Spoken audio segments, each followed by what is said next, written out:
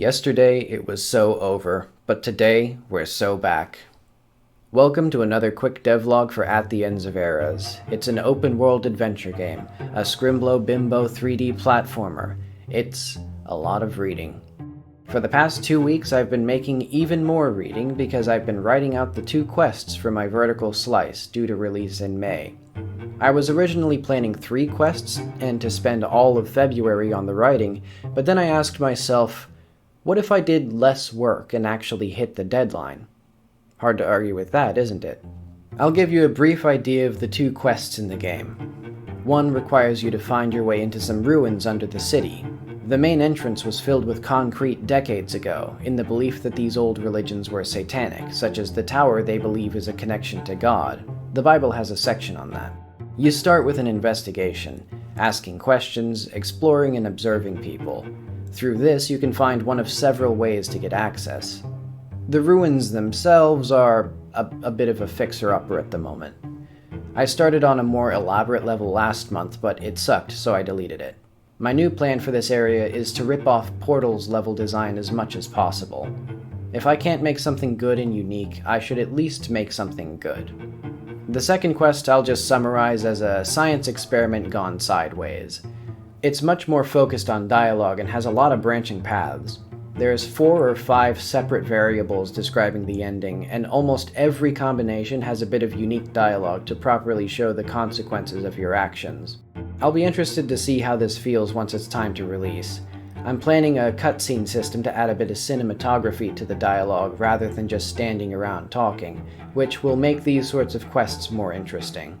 There's still gaps that need filling, some words that need smithing, and I'd like to give the player more options for some problems. But if it comes to it, I'd be okay if this was basically the final draft for the demo.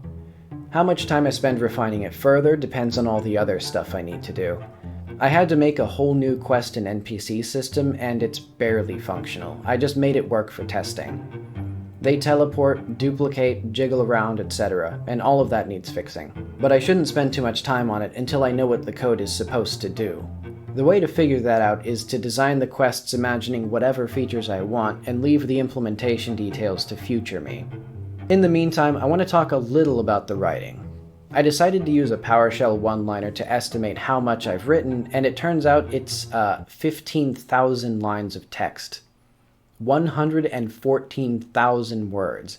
That's like 500 kilobytes. There's a decent amount of code in that count, but it's mostly actual writing. Can you imagine if I wrote it all in Excel like some poor bastards, or used a box system like my old dialogue editor? That'd be a lot of boxes. I'm glad I made my own little dialogue scripting language so early into development. It turns out, if it's easy to write dialogue, I write more dialogue. Hopefully it doesn't feel too wordy though. I regularly go over the text, pulling things out of the main flow into little branches the player can explore on their own.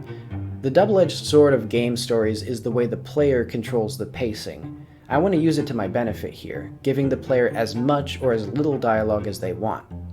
Players aren't meant to read every branch of dialogue for the same reason they're not meant to look at every grain of sand. Plus, the gimmick of the dialogue is asking NPCs about things by using the journal. Anything I can put behind that system becomes gameplay. That's the adventure game. The adventure of asking people about the local government and their relationship with their parents, and then using that information against them in a pivotal moment. I don't have an ending.